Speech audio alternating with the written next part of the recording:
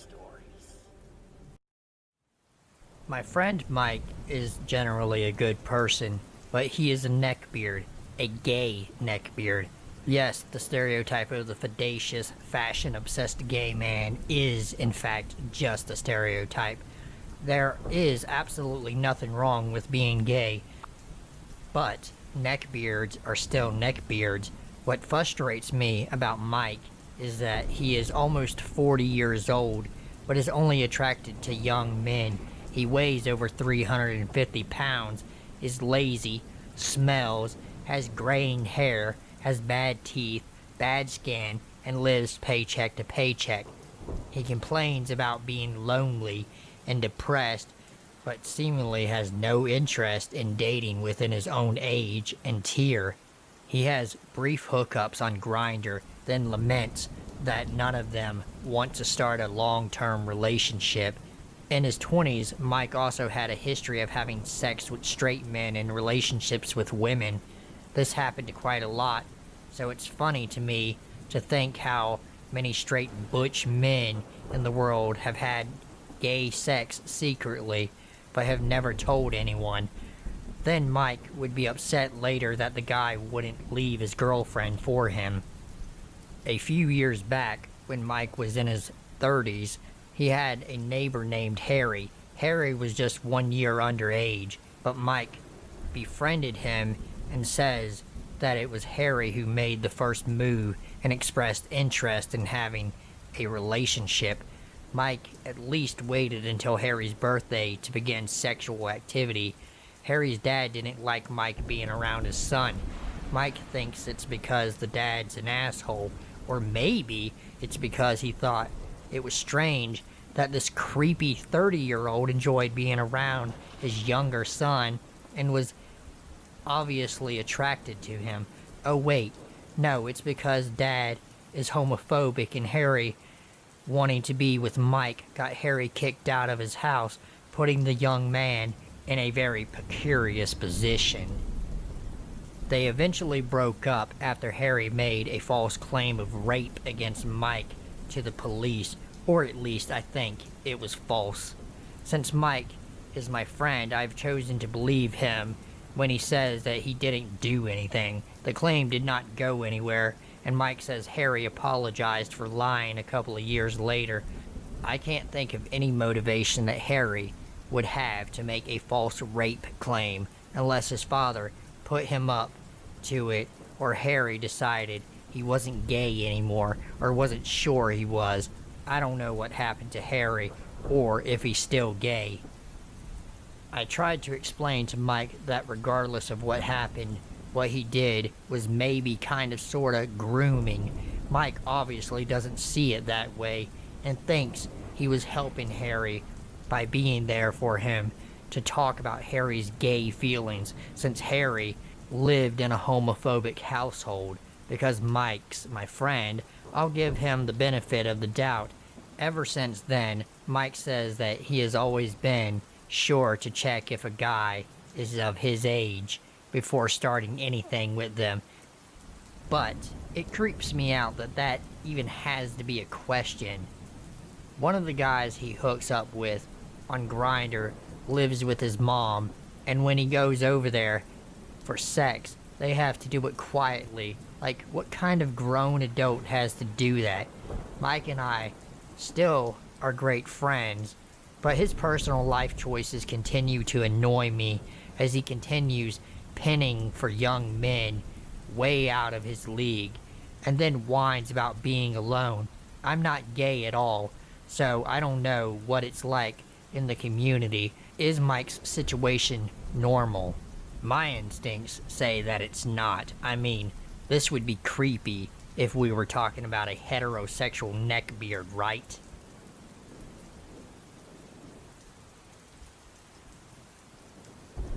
Last year I would pick up my sister from school since she didn't have a car and I wasn't going to college.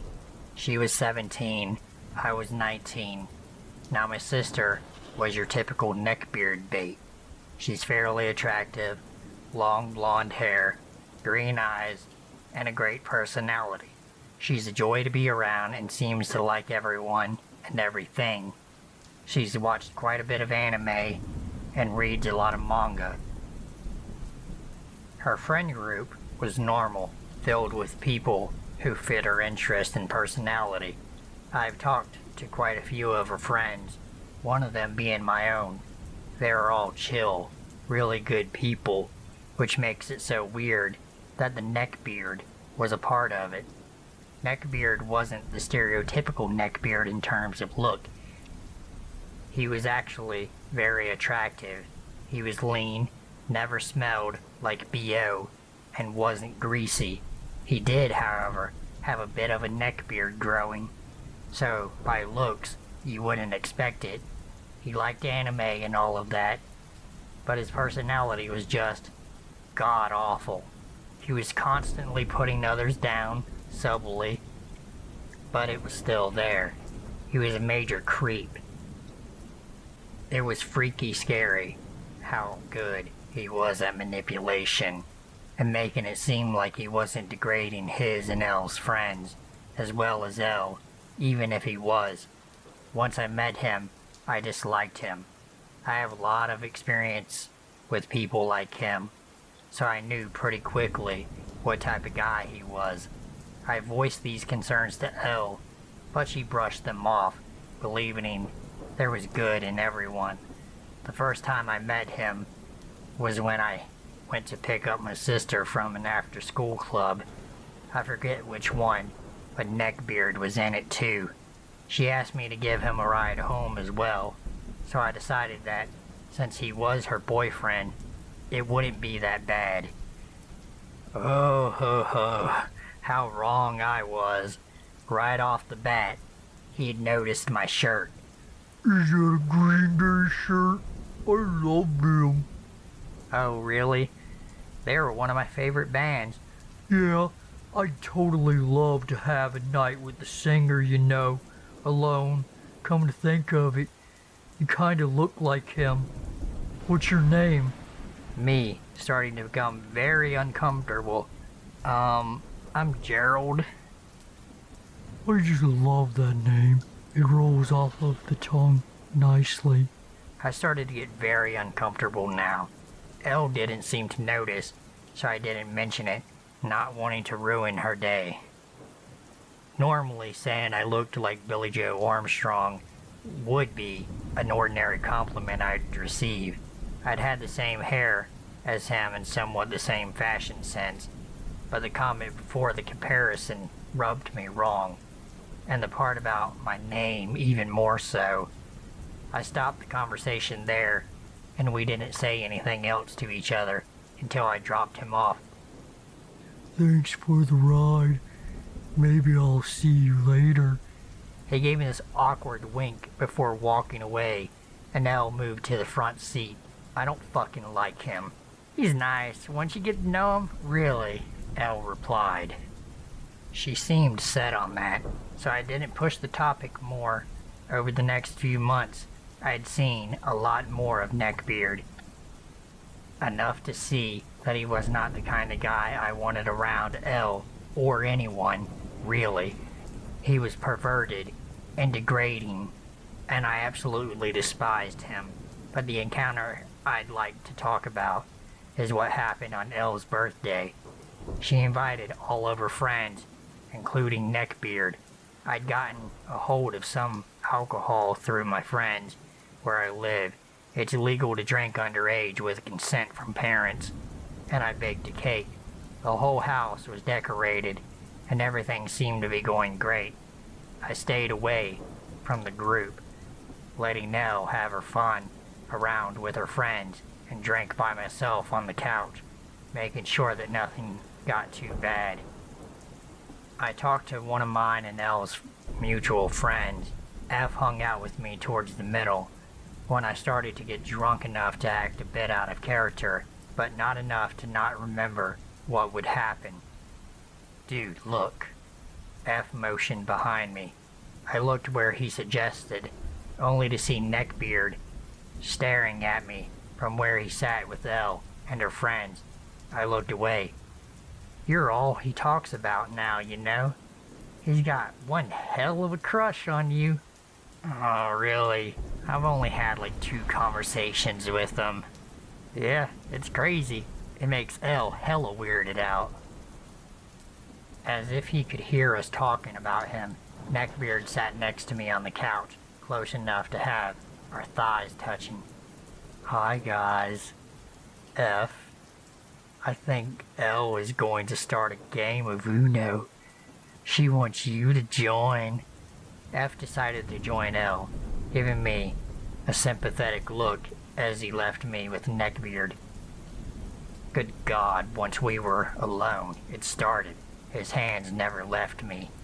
They were always on a part of me, whether it was my clothes or actual body parts. I never liked being touched much, so it creeped me out and put me on edge.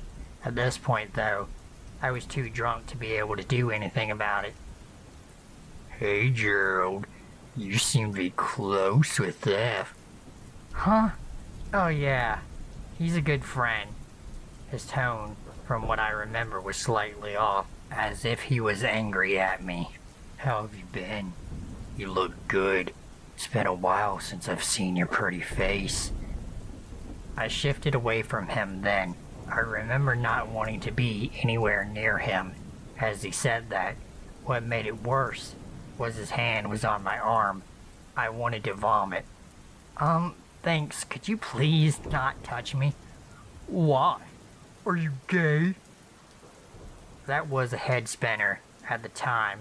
I wasn't out to a lot of people then. Only L, F, and some of my other friends. I asked how he knew that, and he said he saw L texting me about it once. I sighed. Aren't you dating L? Yeah.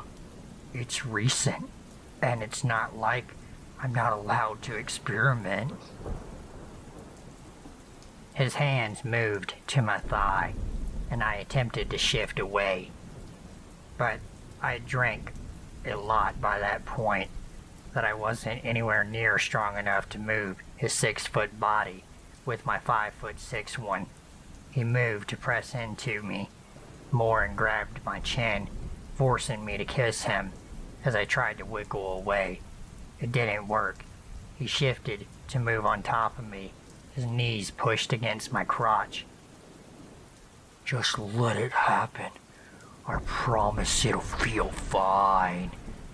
I started to have a panic attack as memories of past years came back from his actions, and I started to sob.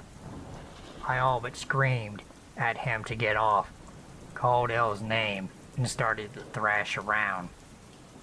He seemed to get scared by my actions and jumped off. I don't remember what happened after that, as I was in the middle of a panic attack, but I was told he left, and L and F helped me up the stairs to my room.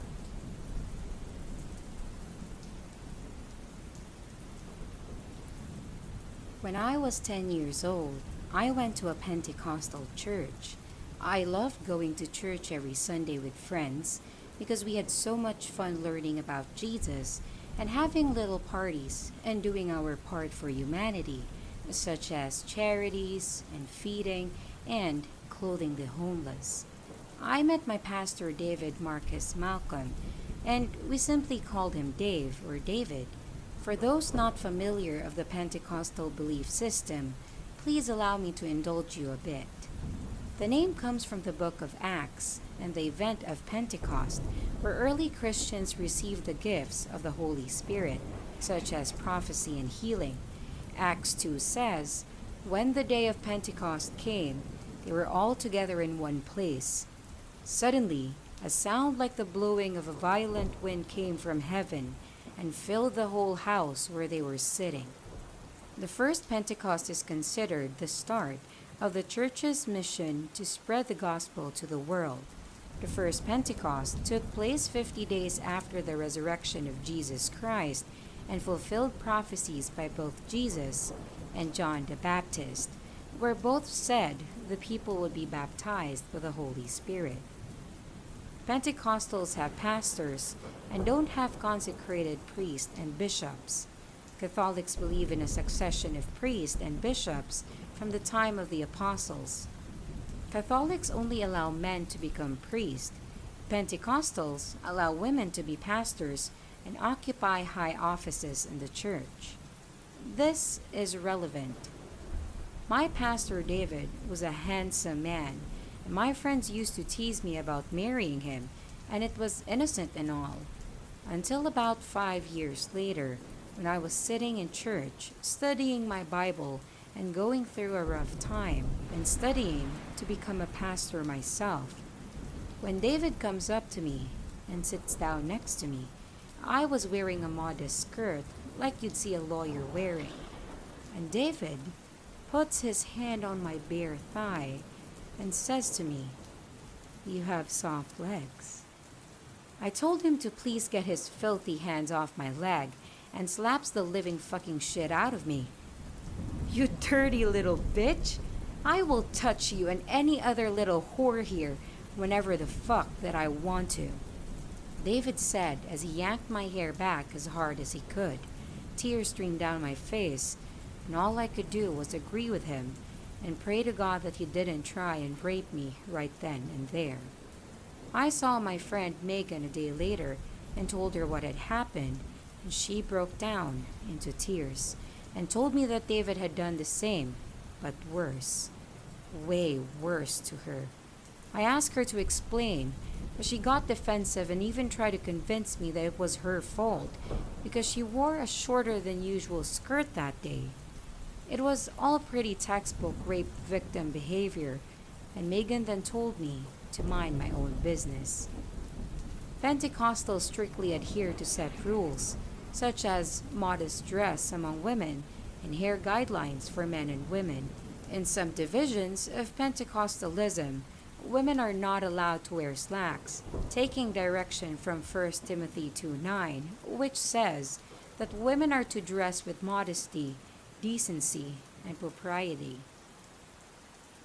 Megan wanted to be a pastor as well, and feared that if people thought that she was a whore, then she wouldn't have a chance at her dream.